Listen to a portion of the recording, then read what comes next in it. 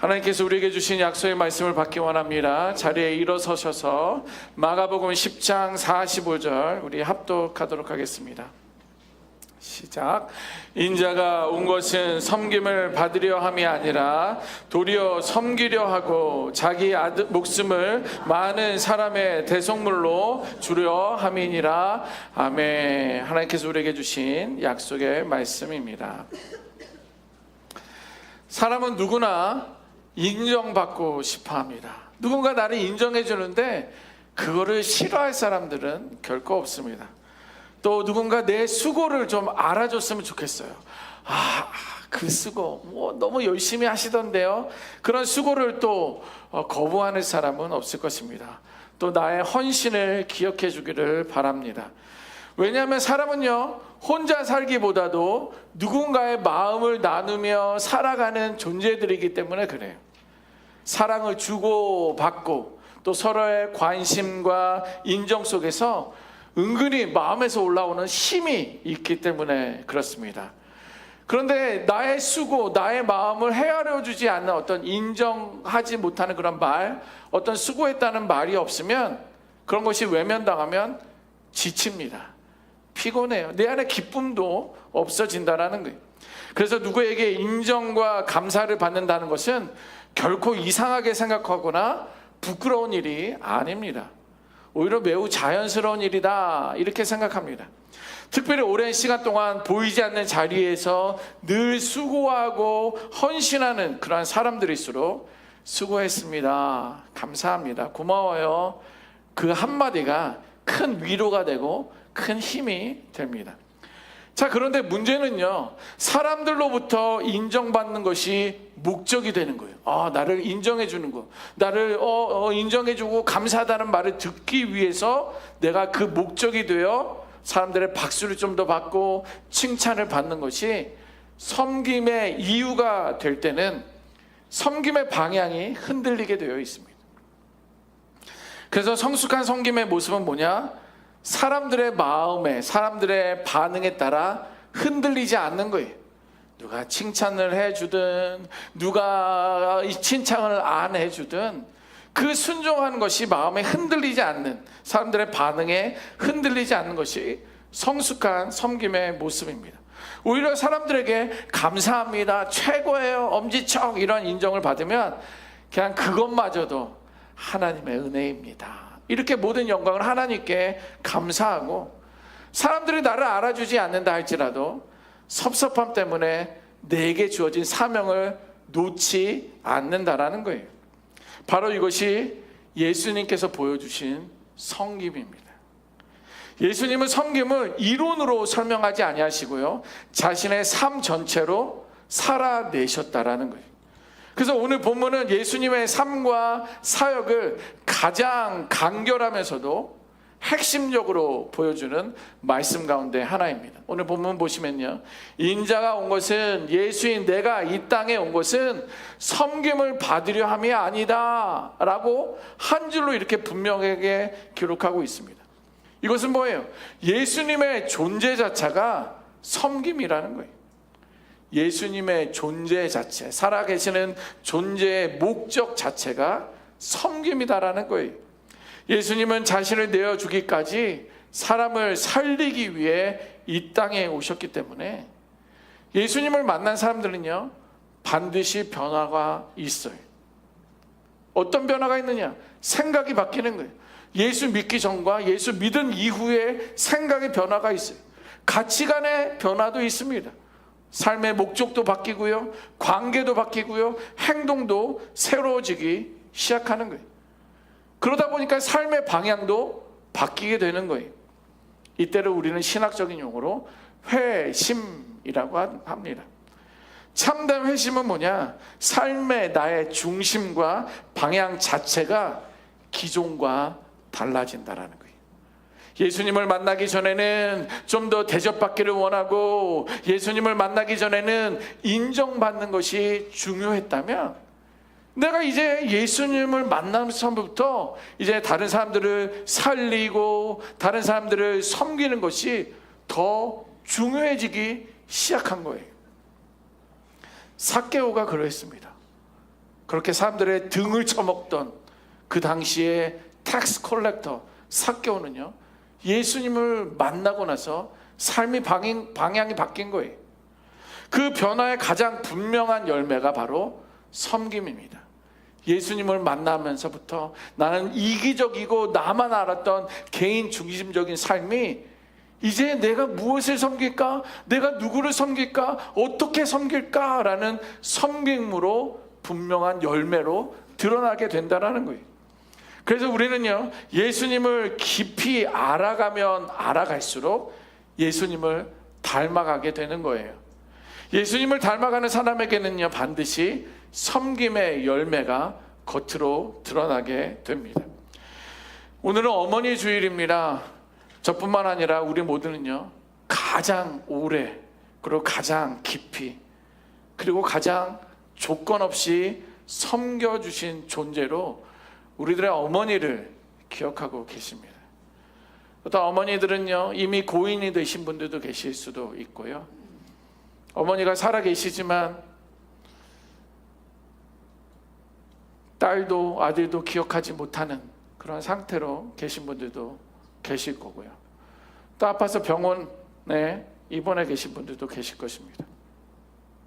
어머니의 사랑은요, 어떠한 소리보다도 침묵으로 우리들에게 남아 있습니다. 침묵으로 남아 있다, 이게 무슨 말입니까? 말없이 새벽에 문을 열고 묵묵히 가족을 돌보고 자신을 드러내기보다도 가족을 살리는 방향으로 살아오신 분들이 우리들의 어머니이고 바로 여기에 계신 여러분들입니다. 우리는 이런 어머니의 헌신을 보면서 그 안에 예수님의 사랑을 발견하게 됩니다. 예수님의 사랑을 묵상하게 되면, 아하, 나를 사랑하셨기 때문에 십자가에서 죽으신 그 예수님의 십자가를 묵상하면서 진짜 섬김은 저것이구나 라는 것을 깨닫게 됩니다. 자, 그럼에도 저와 여러분들의 본성은 어떻습니까? 그거는 어머니고 나는 아버지잖아. 혹은 그건 예수님이고 내가 어떻게 예수님처럼. 이런 본성은 섬기기보다 섬김 받기를 나는 더 좋아하고요, 또 나는 높아지기를 원하고요, 나는 더 인정받기를 원합니다. 비단 이것은요, 우리들 뿐만이 아니라 예수님의 제자들도 그랬어요. 야고보와 요한은요, 예수님의 좌우편에 앉아야 된다, 우리가 더 우리를 기억해달라, 어떻게든지 예수님이 한 자리 하실 때 우리들을 기억해달라고 목소리를 높이고 있었어요. 다른 제자들도 마찬가지입니다. 누가 크냐, 나를 먼저 불렀어, 그래도 순서가 있지 않느냐 라고 하면서 누가 더 큰 자인지를 두고서 서로의 마음들이 흔들리고 있었다라는 거예요. 이렇게 세상은 높아지는 것을 성공이라고 말합니다. 하지만 예수님은요, 자신을 낮추는 사람이 하나님 나라에서는 크다라고 말씀해주고 있습니다. 왜일까요? 섬김은 사랑 없이는 불가능하기 때문에 그래요. 섬김은 사랑이 없이는 불가능하기 때문에 그래요. 자, 보세요. 우리는 명령으로 봉사할 수 있습니다. 자, 오늘 이쪽에 앉으신 분들은요, 오늘 주차장을 청소하시고요, 이쪽에 앉아 계신 분들은 다 오늘 교회 내부에 있는 것들을 청소하고 가십시오. 부탁해도 안 하시 판국에 제가 명령한다고. 그러나 오늘 목사님이 말씀하셨으니까 가다가 뭐라도 주워야지, 뭐라도 좀 하고 가야지. 명령으로는 우리는 봉사할 수는 있어요. 해야 하니까 한다라는 그런 마음으로, 의무로 봉사할 수는 있습니다. 또 윗사람의 지시를 받았기 때문에 누군가를 도와줄 수 있어요. 특별히 계급사에서는요, 위에서 말한 대로 우리는 할 수밖에 없는 거예요. 뿐만 아니라 책임감으로 우리는 희생도 합니다. 내게 주신 책임이 뭐예요? 가정의 가장이라는, 부모라는 것 때문에 자신의 시간을 포기하고 자녀들을 위해서 헌신을 합니다. 여러분들 자녀들 초중고 다녔을 때 라이드 했던 거 생각해 보세요. 누가 그렇게 10년 이상을 라이드 합니까? 그게 책임감 때문에 하는 거예요. 그리고 가장이라는 이유로 몸이 아파도 가족을 위해서 일하러 가는 거예요. 밭을 갈러 가는 거예요. 이렇게 책임감 때문에 희생도 우리는 하면서 살아간다라는 것입니다. 자, 그런데 끝까지 자신을 내어주는 섬김은요, 참된 사랑 없이는 불가능합니다. 사랑이 있을 때만 내 시간, 내 물질, 내 몸, 내 마음까지도 내어주는 헌신으로 이어질 수 있다라는 거예요. 보세요. 사랑이 없는 섬김은요, 결국 지치게 됩니다. 명령, 더 이상 나는 여기 못 다녀. 너무 뭐 이렇게 저러라 하라는 게 많아. 그러면 이제 떠나는 거예요. 왜? 지쳤다라는 거죠. 힘들다라는 거죠. 책임감도 이제 미뤄두는 사람들도 있어요. 내가 한 만큼 돌려받지 못한다라는 어떤 계산을 하다 보면 왜 나만 이렇게 해야 돼? 라는 생각이 오면서 모든 것이 포기합니다. 마음도 무너지는 거예요. 그러나 사랑은요, 손해를 감수하게 만들고 끝까지 한 사람을 품을 수 있게 하는 거예요. 이것이 바로 예수님이 보여주신 십자가의 사랑입니다. 그런데 여기서 우리가 오해하지 말아야 할 것이 있어요. 섬김은 단순한 친절이 아니에요. 무조건적으로 용납하는 것, 그것이 섬김이다, 사랑이다 라고 말해서는 안 되는 것입니다. 예를 들면 이런 거예요. 사랑이라는 이름으로 잘못을 계속 덮어주는 거예요. 그래, 사랑하니까 알았어, 덮어. 사랑하니까 이번에도 덮어. 사랑은 사랑이란 이유로 무조건 덮는 거, 그거는 잘못된 거예요. 또 이것을 책임져야 할 그 사람이 있는데 그 사람을 대신해서 문제를 끝없이 해결해 주는 거예요. 그것은 잘못된 사랑입니다. 또 죄는 그대로 두면서 그것을 사랑이라고 말하는 것은요, 참된 섬김이 아닙니다. 그냥 숨겨두고, 그냥 묻어두고, 그냥 무시하고 모르는 척하는 거, 그것이 결코 사랑이 아니라는 거예요. 그러나 예수님의 사랑, 예수님의 섬김은 달랐습니다. 사람을 죄 가운데 그대로 머물게 두지 않았다라는 거예요. 진리 안으로 끌어들였어요. 이렇게 예수님의 섬김은요, 존재 자체를 삼긴 거예요. 나의 상황만 바꿔준 게 아니라, 나의 상황만 유익하게 만든 것이 아니라 나의 존재, 내가 죽을 수밖에 없는데 죄의 대가를 치러야 되는 그러한 존재인데 나의 존재 자체를 살리셨다라는 거예요. 그래서 참된 섬김은요, 언제나 사랑이 동반되고 희생이 동반되어야 합니다. 그러므로 예수님의 십자가는 우리를 살리셨고 우리가 어떻게 살아야 하는지 우리의 삶을 바꾸어 주셨습니다. 그리고 우리 역시 누군가를 살리는 삶으로 우리를 부르셨어요. 예수님이 나를 사랑하시고 희생하시며 나를 구원해 주신 것처럼, 살리신 것처럼 이제 저와 여러분들도 살리면서 살라고 우리를 불러주셨다요. 그럼 누구를 살린다, 누군가를 살린다라는 것이 무엇일까요? 그냥 문제를 해결해 주는 거, 아니면 상황을 바꿔주는 거, 그런 차원을 넘어서 하나님의 말씀과 사랑 안으로 들어오도록 하는 거예요.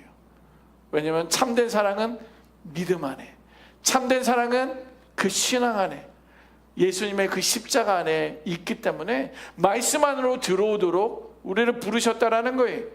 그러면 우리는요, 가까운 사람들부터 살리도록 부르셨습니다. 서로 주변에 서로 무관심해진 가족에게는요, 다시 관심과 사랑이 회복되도록 저와 여러분들을 부르셨어요. 또 상처받고 죄책감에 눌린 사람들에게는요, 용서와 또한 소망의 복을 전하도록 우리를 부르셨어요. 또 외롭고 힘든 사람에게는요, 함께 있어주는 사랑으로 다가가는 것입니다. 결국 살린다라는 것이 무엇이냐? 우리는 무엇을 어떻게 살릴 수 있을까? 그것은 뭐냐면 사람을 억지로 바꾸려는 것이 아니라 우리는 그 사람이 있는 그대로 품고 이해하면서 예수님의 마음으로 함께 해주는 거예요. 그것이 섬김으로 보여줄 수 있다는 것입니다. 신약 성경에 나오는 선한 사마리아인을 떠올려 보십시오. 거기에는 제사장도 있고요, 또 레위인도 있었습니다. 그런데 강도 만난 사람을 다 그들은 외면했어요. 그러나 선한 사마리아인은 어떻게 했습니까? 시간과 물질을 들여 상처 입은 사람을 살려냈습니다. 바쁜 일정을 멈추고 본인이 가던 그런 일도 멈추고 한 생명을 품으며 살렸어요. 이게 살림이에요. 한 사람을 살려서 교회 전체를 유익하게 만든 사건도 성경에 기록되어 있습니다. 사울입니다. 사울이요, 예수님을 만나기 전에는요, 예수 믿던 사람들을 잡아다가 패고 감옥에 가두는 그런 핍박하던 사람이었어요. 근데 그가 예수를 만났잖아요. 근데 주변에 있는 많은 신앙의 사람들이 그를 받아들이기가 부담스러웠습니다. 저 사람 속이는 거 아니야? 저 사람 저렇게 예수를 만났다고, 예수를 믿었다고 하다가 우리를 감옥에 집어넣는 거 아니야? 그런데 바나바가 그를 믿었어요. 그를 신뢰했어요. 바나바의 이러한 용기 있는 결단이 사울이라는, 바울이라는 그 한 사람을 세웠고, 결국 바울은 초대교회를 세우고 살리는 일꾼이 되었습니다.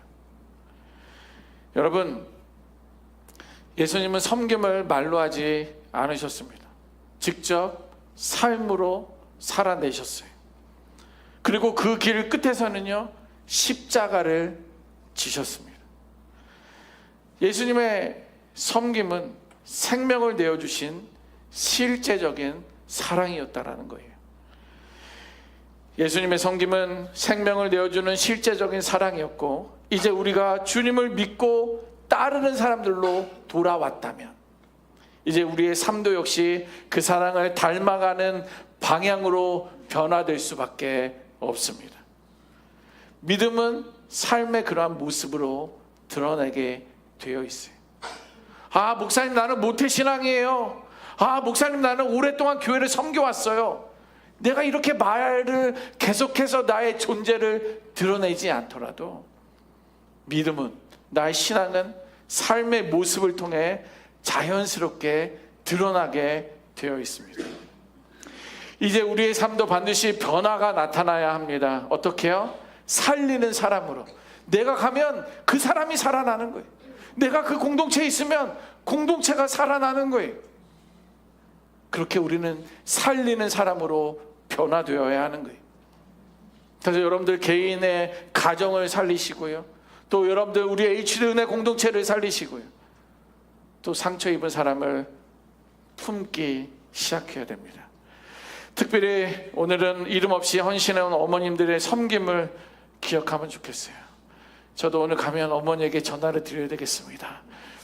1남 4녀의 막내 아들, 딸들은 다 한국에 있고 아들은 미국에 있는데 어머니에게 용돈은 보내드렸지만 그래도 따스한 아들의 목소리라도 오늘은 전해드려서, 어머니 사랑합니다, 어머니 고맙습니다, 어머니 때문에 내가 이렇게 목회하고 있습니다 라는 그런 사랑의 고백을 드리려고 합니다. 그래서 정말 그 어머님 때문에, 어머니의 사랑 뒤에 흐르는 예수님의 섬김을 볼 수 있는 거예요.